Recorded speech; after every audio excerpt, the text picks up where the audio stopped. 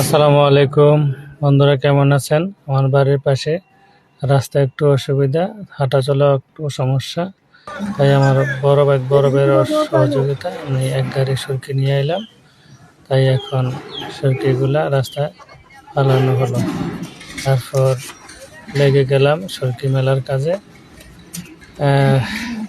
মানবিক কাজে পিছপা হয়নি। আমার সন্তানরাও আসছে, আমার শ্বশুরও।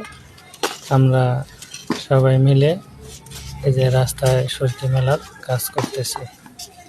দেখুন, এখন মোটামুটি সরকি মেলার কাজটা শেষ পর্যায়ে।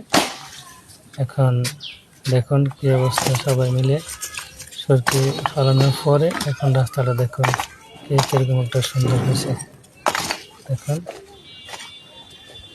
আসসালামু আলাইকুম রহমতুল্লাহ।